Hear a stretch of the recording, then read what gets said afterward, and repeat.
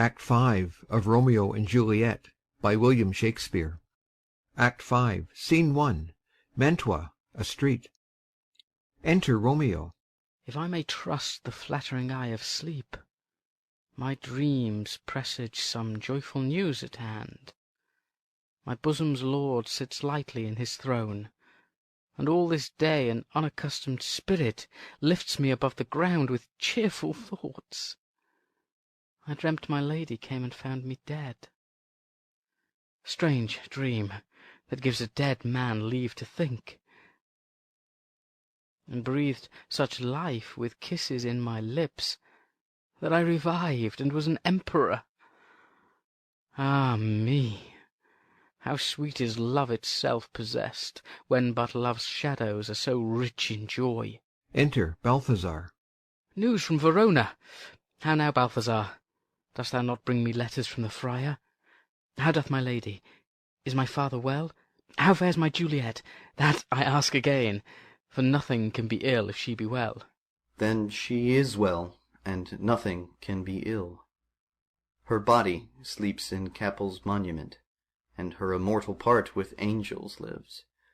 I saw her laid low in her kindred's vault, and presently took post to tell it you. Oh, pardon me for bringing these ill news, since you did leave it for my office, sir. Is it even so? Then I defy you, stars. Thou know'st my lodging. Get me ink and paper, and hire post-horses. I will hence to-night. I do beseech you, sir, have patience. Your looks are pale and wild, and do import some misadventure. Tush, thou art deceived. Leave me, and do the thing I bid thee do. Hast thou no letters to me from the friar? No, my good lord. No matter. Get thee gone, and hire those horses. I'll be with thee straight. Exit Balthazar. Well, Juliet, I will lie with thee to-night. Let's see for means. O mischief, thou art swift to enter in the thoughts of desperate men. I do remember an apothecary, and hereabouts he dwells, which late I noted in tattered weeds, with overwhelming brows, culling of simples. Meagre were his looks, sharp misery had worn him to the bones, and in his needy shop a tortoise hung, an alligator stuffed, and other skins of ill-shaped fishes, and about his shelves a beggarly account of empty boxes, green earthen pots, bladders, and musty seeds, remnants of pack-thread, and old cakes of roses were thinly scattered to make up a show. Noting this penury, to myself I said, and if a man did need a poison now, whose sale is present death in Mantua, here lives a caitiff wretch would sell it him. Oh, this same thought did but forerun my need, and this same needy man must sell it me. As I remember, this should be the house. Being holiday, the beggar's shop is shut. What ho, apothecary! Enter Apothecary. Who calls so loud? Come hither, man. I see that thou art poor. Hold, there is 40 ducats. Let me have a dram of poison, such soon speeding gear as will disperse itself through all the veins, that the life-weary taker may fall dead, and that the trunk may be discharged of breath as violently as hasty powder fired doth hurry from the fatal cannon's womb. Such mortal drugs I have, but Mantua's law is death to any he that utters them. Art thou so bare and full of wretchedness, and fear'st to die? Famine is in thy cheeks, need and oppression starveth in thine eyes, contempt and beggary hangs upon thy back. The world is not thy friend, nor the world's law. The world affords no law to make thee rich. Then be not poor, but break it, and take this. My poverty, but not my will, consents. I pay thy poverty, and not thy will. Put this in any liquid thing you will, and drink it off, and if you had the strength of 20 men, it would dispatch you straight. There is thy gold. Worse poison to men's souls, doing more murders in this loathsome world than these poor compounds that thou mayst not sell. I sell thee poison, thou hast sold me none. Farewell, buy food, and get thyself in flesh. Come, cordial and not poison, go with me to Juliet's grave. for there must I use thee. Exit. Scene 2. Friar Lawrence's cell. Enter Friar John. Holy Franciscan friar, brother, ho! Enter Friar Lawrence. This same voice be the voice of Friar John, welcome from Mantua. What says Romeo? Or, if his mind be writ, give me his letter. Going to find a barefoot brother out, one of our order, to associate me, here in the city visiting the sick, and finding him, the searchers of the town, suspecting that we both were in a house where the infectious pestilence did reign, sealed up the doors, and would not let us forth, so that my speed to Mantua was there stayed. Who bare my letter then to Romeo? I could not send it. Here it is again. Nor get a messenger to bring it thee, so fearful were they of infection. Unhappy fortune! By my brotherhood, the letter was not nice, but full of charge of dear import, and the neglecting it may do much danger. Friar John, go hence, get me an iron crow, and bring it straight unto my cell. Brother, I'll go and bring it thee. Exit. Now must I to the monument alone. Within this 3 hours will fair Juliet wake. She will beshrew me much that Romeo hath had no notice of these accidents. But I will write again to Mantua, and keep her at my cell till Romeo come. Poor living corse, closed in a dead man's tomb. Exit. Scene 3. A churchyard. In it a monument belonging to the Capulets. Enter Paris and his page, bearing flowers and a torch. Give me thy torch, boy. Hence, and stand aloof. Yet put it out, for I would not be seen. Under yond yew tree lay thee all along, holding thine ear close to the hollow ground. So shall no foot upon the churchyard tread, being loose, unfirm with digging up of graves. But thou shalt hear it. Whistle then to me, as signal that thou hear'st something approach. Give me those flowers. Do as I bid thee, go! Aside. I am almost afraid to stand alone here in the churchyard, yet I will adventure. Retires. Sweet flower, with flowers thy bridal bed I strew. O woe! Thy canopy is dust and stones, with which sweet water nightly will I dew, or wanting that, with tears distilled by moans. The obsequies that I for thee will keep nightly shall be to strew thy grave and weep. The page whistles. The boy gives warning something doth approach. What cursed foot wanders this way tonight, to cross my obsequies and true love's right? What, with a torch? Muffle me, knight, awhile. Retires. Enter Romeo and Balthazar with a torch, mattock, and crowbar. Give me that mattock and the wrenching iron. Hold, take this letter. Early in the morning see thou deliver it to my lord and father. Give me the light. Upon thy life I charge thee, whate'er thou hear'st or seest, stand all aloof, and do not interrupt me in my course.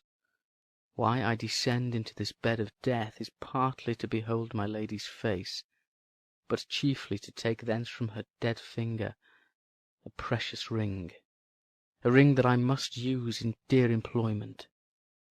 Therefore hence be gone. But if thou, jealous, dost return to pry in what I further shall intend to do, by heaven, I will tear thee joint by joint, and strew this hungry churchyard with thy limbs. The time and my intents are savage wild, more fierce and more inexorable far than empty tigers or the roaring sea. I will be gone, sir, and not trouble you. So shalt thou show me friendship. Take thou that, live and be prosperous, and farewell, good fellow. For all this the same, I'll hide me hereabout, His looks I fear, and his intents I doubt. Retires. Thou detestable Moor, thou womb of death, gorged with the dearest morsel of the earth, thus I enforce thy rotten jaws to open, Breaking open the door of the monument. and in despite I'll cram thee with more food. That is that banished haughty Montague that murdered my love's cousin, with which grief, it is supposed, the fair creature died, and here is come to do some villainous shame to the dead bodies. I will apprehend him. Advances. Stop thy unhallowed toil, vile Montague. Can vengeance be pursued further than death? Condemned villain, I do apprehend thee. Obey and go with me, for thou must die. I must indeed, and therefore came I hither. Good, gentle youth, tempt not a desperate man. Fly hence and leave me. Think upon these gone. Let them affright thee. I beseech thee, youth, put not another sin upon my head by urging me to fury. Oh, be gone! By heaven, I love thee better than myself, for I come hither armed against myself. Stay not, be gone, live, and hereafter say, a madman's mercy bid thee run away. I do defy thy conjurations, and apprehend thee for a felon here. Wilt thou provoke me? Then have at thee, boy. They fight. O Lord, they fight. I will go call the watch. Exit. Oh, I am slain. Falls. If thou be merciful, open the tomb. Lay me with Juliet. Dies. In faith I will. Let me peruse this face. Oh, Mercutio's kinsman, noble county Paris. What said my man when my betossed soul did not attend him as we rode? I think he told me Paris should have married Juliet. Said he not so? Or did I dream it so? Or am I mad, hearing him talk of Juliet, to think it was so? Oh, give me thy hand, one writ with me in sour misfortune's book. I'll bury thee in a triumphant grave. A grave? Oh no, a lanthorn slaughtered youth. For here lies Juliet, and her beauty makes this vault a feasting presence full of light. Death, lie thou there by a dead man interred. Laying Paris in the monument. How oft, when men are at the point of death, have they been merry, which their keepers call a lightning before death. Oh, how may I call this a lightning? Oh, my love, my wife, death that hath sucked the honey of thy breath, hath had no power yet upon thy beauty. Thou art not conquered. Beauty's ensign yet is crimson in thy lips and in thy cheeks, and death's pale flag is not advanced there. Tybalt, liest thou there in thy bloody sheet?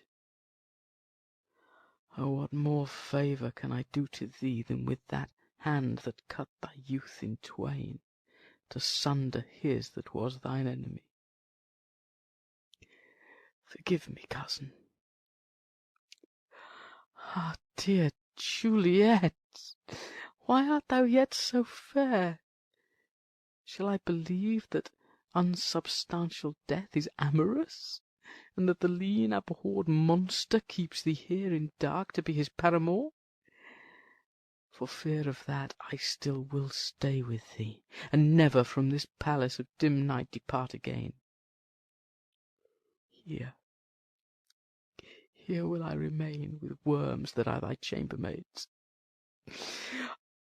Oh, here will I set up my everlasting rest, and shake the yoke of inauspicious stars from this world-wearied flesh.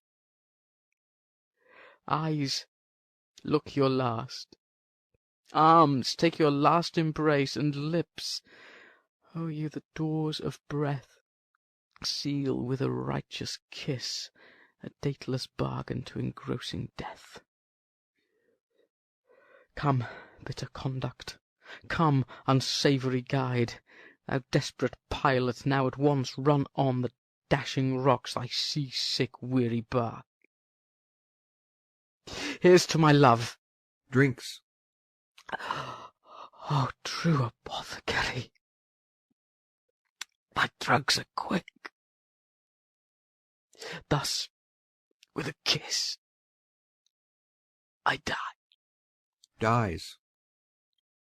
Enter at the other end of the churchyard Friar Lawrence with a lantern, crow, and spade. St. Francis be my speed! How oft to-night have my old feet stumbled at graves! Who there? Who is it that consorts so late the dead? Here's one, a friend, and one that knows you well. Bliss be upon you. Tell me, good friend, what torch is yon that vainly lends its light to grubs and eyeless skulls? As I discern, it burneth in the capel's monument. It doth so, holy sir, and there's my master, one that you love. Who is it? Romeo. How long hath he been there? Full half an hour. Go with me to the vault. I dare not, sir. My master knows not but I am gone hence, and fearfully did menace me with death if I did stay to look on his intents. Stay then. I'll go alone. Fear comes upon me. Oh, much I fear some ill unlucky thing. As I did sleep under this yew tree here, I dreamt my master and another fought, and that my master slew him. Romeo! Advances. Alack, alack! What blood is this which stains the stony entrance of this sepulchre? What mean these masterless and gory swords to lie discoloured by this palace of peace? Enters the monument. Romeo, O pale! Who else? What? Paris too? And steeped in blood? Ah, what an unkind hour is guilty of this lamentable chance! The lady stirs. Juliet wakes and stirs. O comfortable friar, where is my lord? I do remember well where I should be, and there I am. Where is my Romeo? Noise within. I hear some noise. Lady, come from that nest of death, contagion, and unnatural sleep. A greater power than we can contradict hath thwarted our intents. Come, come away. Thy husband in thy bosom there lies dead, and Paris too. Come, I'll dispose of thee among a sisterhood of holy nuns. Stay not to question, for the watch is coming. Come, go, good Juliet. Noise within. I dare no longer stay. Go, get thee hence, for I will not away. Exit Friar Lawrence. What's here? A cup closed in my true love's hand. Poison, I see, hath been his timeless end. O churl, drunk all, and left no friendly drop to help me after. I will kiss thy lips. Haply some poison yet doth hang on them to make me die with a restorative. Kisses him. Thy lips are warm. Within. Lead, boy. Which way? Yea, noise. Then I'll be brief. O happy dagger! Snatching Romeo's dagger. This is thy sheath. Stabs herself. There rest, and let me die. Falls on Romeo's body and dies. Enter Watch with the page of Paris. This is the place, there where the torch doth burn. The ground is bloody. Search about the churchyard. Go, some of you, where you find attach. Exit some of the watch. Oh, pitiful sight! Here lies the county slain, and Juliet bleeding, warm and newly dead, who here hath lain these 2 days buried. Go, tell the prince, run to the Capulets, raise up the Montagues, some others search. Exit others of the watch. We see the ground whereon these woes do lie, but the true ground of all these piteous woes we cannot without circumstance descry. Re-enter some of the watch with Balthazar. Here's Romeo's man. We've found him in the churchyard. Hold him in safety till the prince come hither. Re-enter others of the watch with Friar Lawrence. Here is a friar that trembles, sighs, and weeps. We took this mattock and this spade from him, as he was coming from this churchyard side. A great suspicion. Stay the friar too. Enter Prince and attendants. What misadventure is so early up, that calls our person from our morning's rest? Enter Capulet, Lady Capulet, and others. What should it be that they so shriek abroad? The people in the street cry Romeo, some Juliet, and some Paris, and all run with open outcry toward our monument.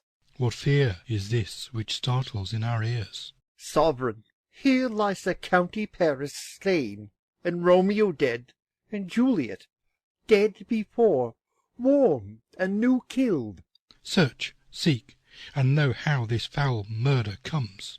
Here is a friar, and slaughtered Romeo's man, with instruments upon them fit to open these dead men's tombs. Oh, heaven! Oh, wife! Look how our daughter bleeds. This dagger hath misstained her. Lo, his house is empty on the back of Montague, and it missheathed in my daughter's bosom. Oh me, this sight of death is as a bell that warns my old age to a sepulchre. Enter Montague and others.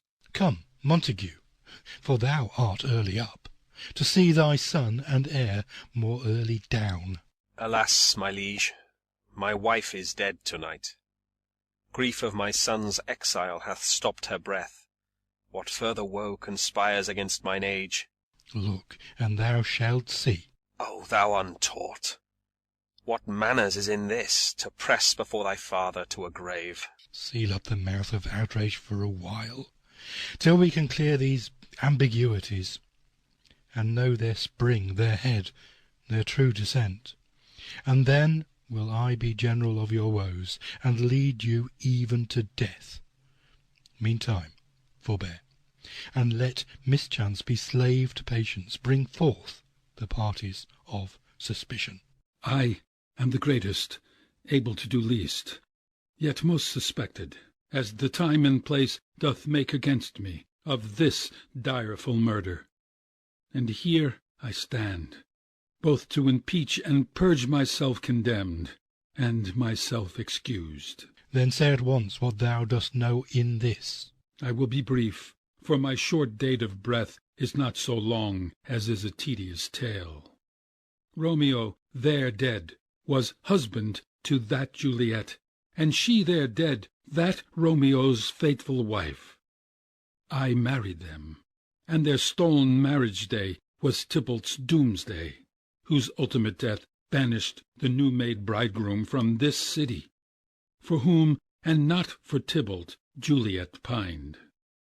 You, to remove that siege of grief from her, betrothed, and would have married her perforce to county Paris.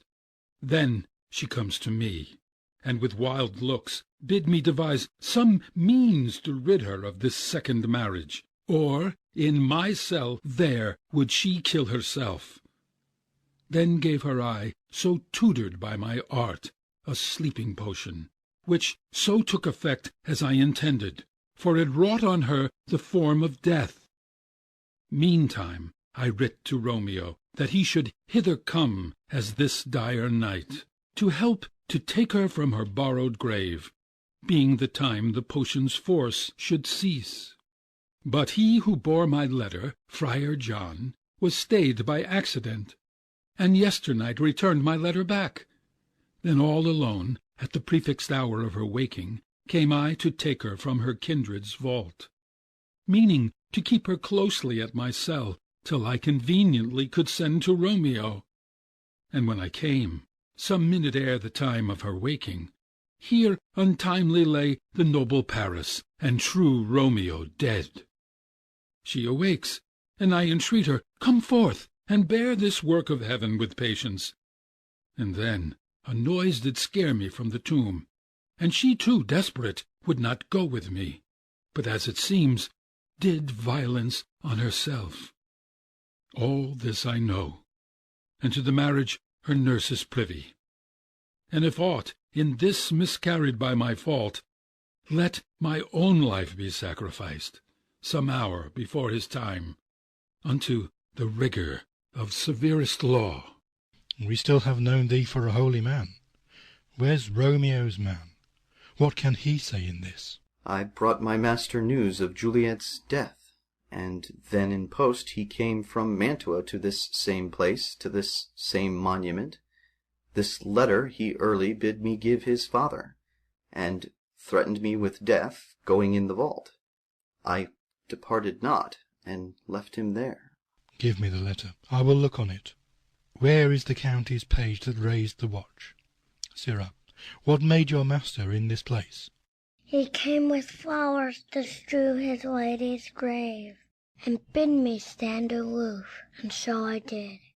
Anon comes one with light to ope the tomb, and by my master drew on him. And then I ran away to call the watch. This letter doth make good the friar's words, their course of love, the tidings of her death. And here he writes, that he did buy a poison of a poor apothecary, and therewithal come to this vault to die, and lie with Juliet. Where be these enemies, Capulet, Montague? See what scourge is laid upon your hate, that heaven finds means to kill your joys with love.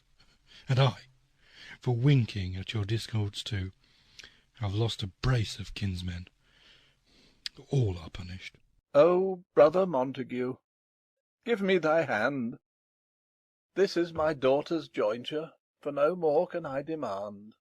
But I can give thee more, for I will raise her statue in pure gold, that while Verona by that name is known, there shall no figure at such rate be set as that of true and faithful Juliet.